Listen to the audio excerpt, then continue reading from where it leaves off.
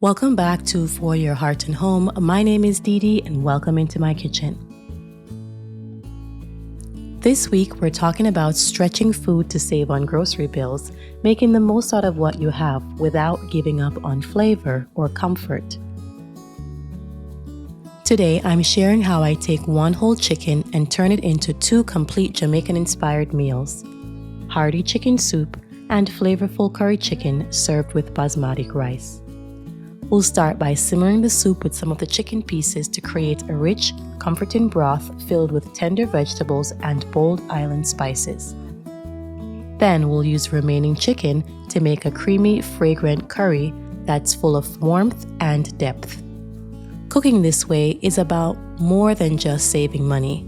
It's about slowing down, being resourceful, and finding joy in the simple rhythms of home.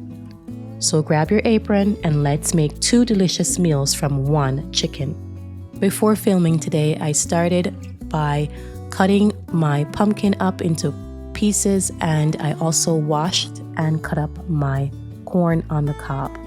Also on the stove, I already have about 2 cups of lentils simmering away. Next, I'm going to cut up the rest of the vegetables I'll be using to complete this hearty chicken soup. About halfway through the cooking process of the lentils, I am going to add the pieces of pumpkin to the broth. While the pumpkin is simmering in the pot, I'm also going to cut up some potatoes to add to the broth. The beauty of this soup is that you can add whatever flavors your family enjoys or whatever you have on hand. Usually we would use a pumpkin base for the flavor of the soup, and to that you can add anything like potatoes, celery, turnips, chocho, whatever you have on hand, but you could also add sweet potatoes for a slight sweetness to the broth. Cooking like this is a great way to stretch the food and also a great way to save money, and it's one of those homemaking skills that if you can hone in on that skill, you can go a long way. Especially at this time when grocery prices seem to be at an all-time high, when you can stretch something in the kitchen, it really will take you far. These are things and values that I learned when I was growing up, and so this is something that I have transferred into my own kitchen, and this is a concept that I hope to pass on to my own children. I've shared before in previous videos that I like to go to the grocery store and I'll buy the entire chicken versus buying the parts of the chicken, because I can take one whole chicken like I'm doing today and I can make two completely different meals, and they will both be hearty, they will both be filling, and most definitely will be flavorful. So off camera, I have cut up my chicken. I also like to remove all the skins from my chicken when I'm using it. If you like to keep the skins on, by all means do that, but I like to remove as much of the skin from the chicken before preparing it. So I have already washed my chicken, I've cut it up into the parts that I want, and it's ready to go into the pot. Since I'm cooking dried beans, they take a long time to cook down, and so in my pot I already have the beans cooking, I've added the chicken, and I've added the pumpkin, and all those will take time, and so the longer they cook together, the flavors will melt together, and so I will continue to add different vegetables as we get closer to the completion of the meal. Since I know that I'm making chicken soup and I'm also making curry chicken, I have taken the chicken and divided it into 2 parts. For the soup, I'm going to use the parts that are mostly bony because that's where a lot of the flavor is in chicken. And so I'm going to use the back pieces of the chicken, I'll use the wings, and I'll use all the smaller pieces. And then I'll save the more desirable pieces for the curry chicken. Again, this is an economical way for families to stretch their budget, especially at a time like now. You can bulk up a soup by adding rice to it. You could also add lots of vegetables. Those are cheap ways to bulk up a meal.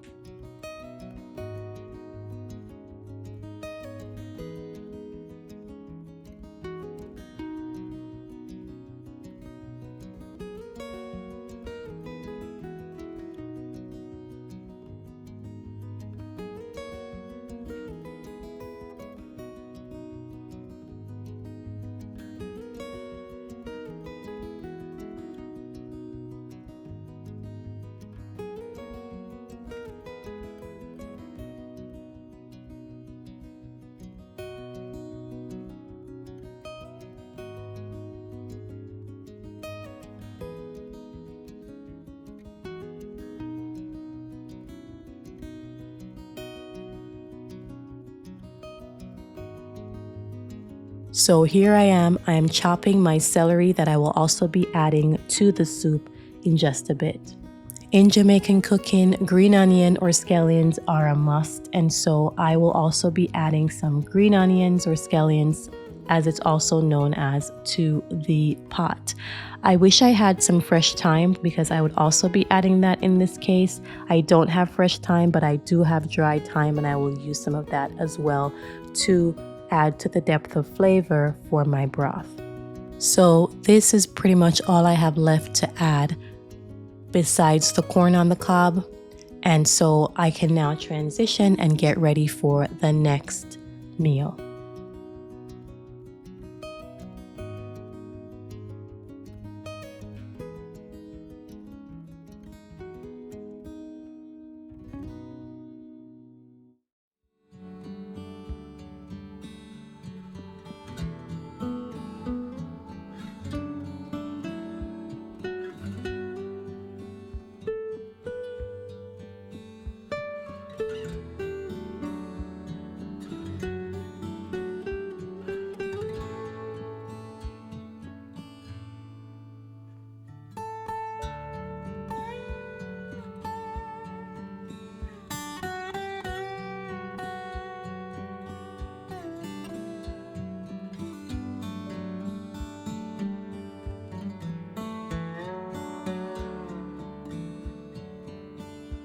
So when it comes to Jamaican cooking, when you are working with any type of meat, it's always recommended that you soak your meat in whatever seasonings you will be doing. While my chicken soup is simmering away on the stove, I'm going to prepare the chicken for the curry. And one of the main things that I will be adding to this is my Jamaican green sauce. I've shared on here a few times how to make Jamaican green sauce. I can link it below if you would like. This is usually the base of anything I'm seasoning that contains meat. It has a lot of the flavors that you expect to find in Jamaican cooking. There will be thyme, there's pimento, there's pepper. Now, my family doesn't like a lot of pepper, and so I try to keep ours gentle and mild, but many of the flavors that are associated with Jamaican cooking can be found in the Jamaican green sauce. And so this is usually the base of any kind of seasoning that I'm working with. So I'm also going to be adding a bit of potatoes to my curry. Again, this is another way that you can bulk up what you're making. One chicken for a family of 5 might be a little bit of a stretch, but by adding vegetables like potatoes or even carrots to the broth or to the curry, it's a way to bulk up and add flavor to your meal. So as you can see, I'm pulling out my Jamaican green sauce, and that's going to be the first thing I use to flavor my chicken.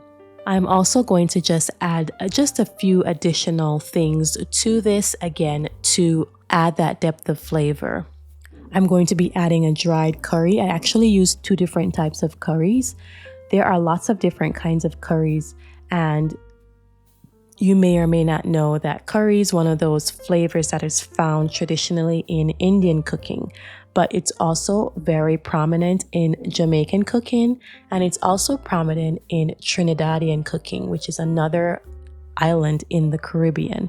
So I'm using a mix of a Jamaican style curry as well as a Trinidadian style curry to bring that flavor together. So I'll be adding my Jamaican green sauce. I'll be adding 2 different types of dried curry seasoning, as well as some salt, some black pepper, and a bit of all-purpose to bring this all together. This is something that I'm seasoning with my heart, you guys. I know how my family eats. I know what sings for them. I know how much of what seasoning to use, but I will place in the description box a guide, a recipe you can use as a guide. And as you continue to make this meal for your family, if this is something that your family enjoys, you will know how to tailor it to your family's palate. So I'm just going to mix this all together, and I quickly realized that my bowl was not big enough. So I'm going to transfer this to a bigger bowl so I can really get in there and I can really season this meat as best as possible.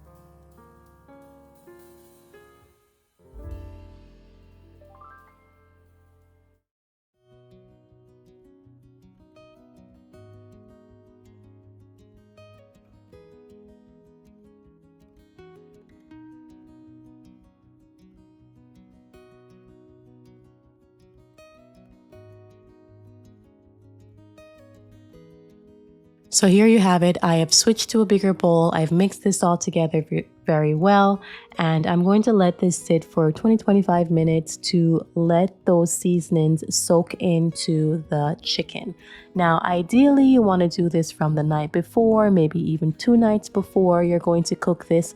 But today was a day when I was trying to do as much as I could in the kitchen, and so I was just going to let this sit for a few minutes before I got started cooking this.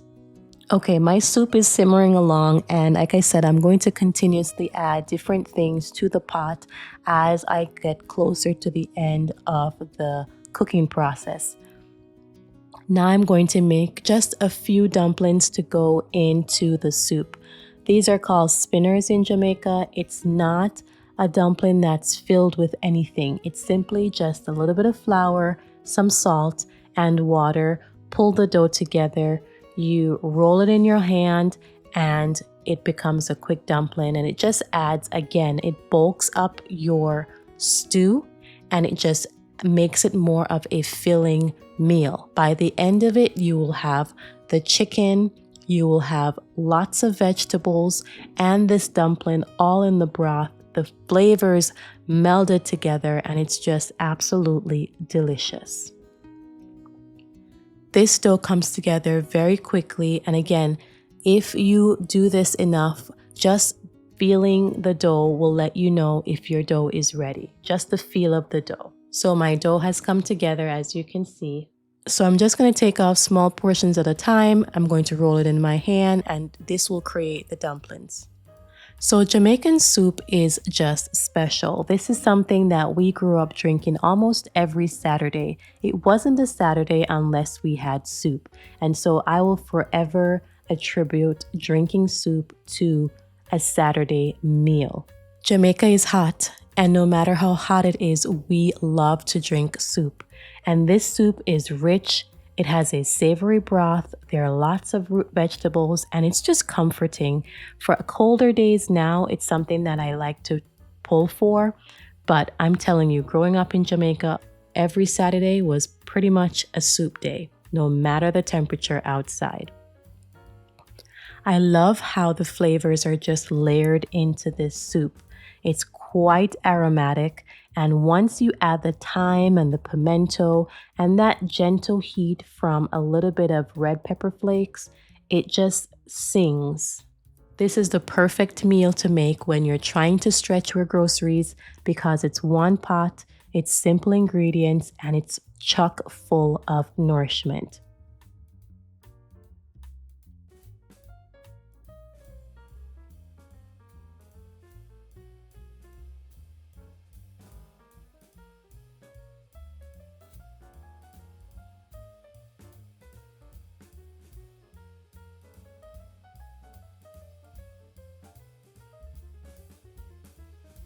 All right, so now my dumplings are finished, and I'm going to put these to the side until I'm ready to add them to the pot.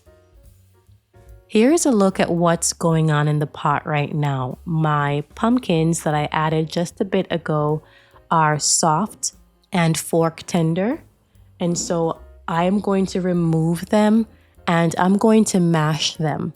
You can keep them in your broth this size if you would like, but I find by removing them from the broth and mashing them, then adding them back into the broth, it thickens the broth and it brings through that pumpkin flavor that is synonymous with this chicken soup. So here I am, I'm mashing these pumpkins, and then once I have mashed them, I'm going to add them back into the soup. That will thicken it up and deepen the flavor profile. There's just something grounding about stirring a pot of soup. It slows you down and it reminds you what really, really matters.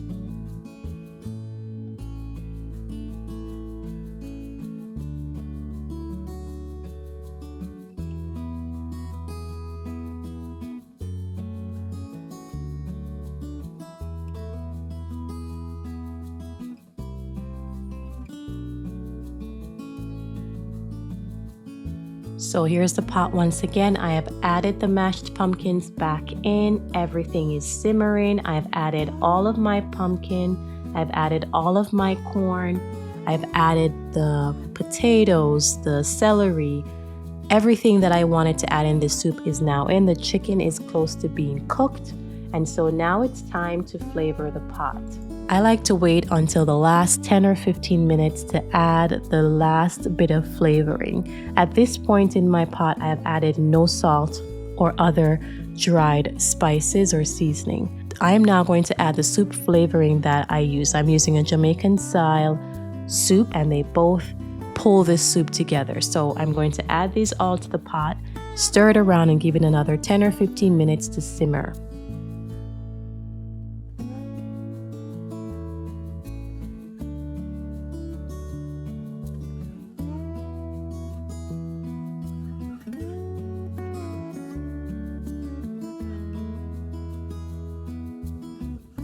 And so this is what my soup looks like at the end. My children and I were having this for lunch this day, and so I've just portioned out enough soup for each person to enjoy a bit of it. We had this on a day when we were not feeling so well, and so this was the perfect thing that we could drink to pull us all together. Everything was delicious and everything pulled together wonderfully.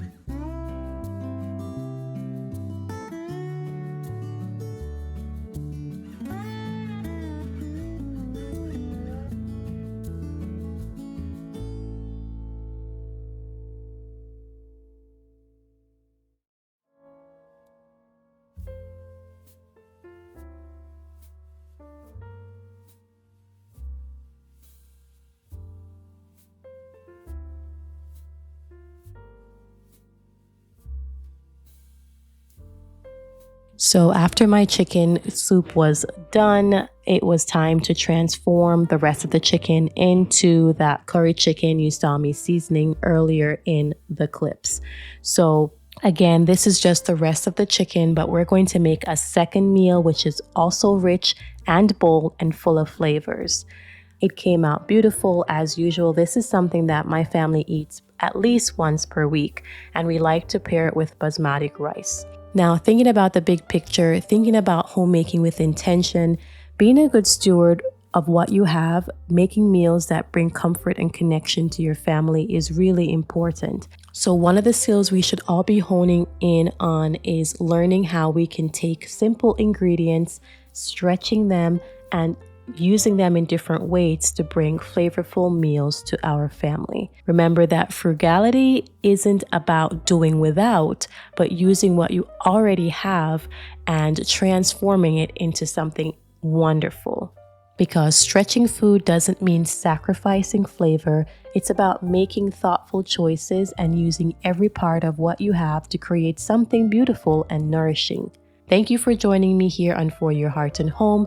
If you enjoyed today's video, be sure to like, subscribe, and share it with someone who loves home cooking and simple, resourceful living. Until next time, may your kitchen be filled with good food, your home with peace, and your heart with gratitude.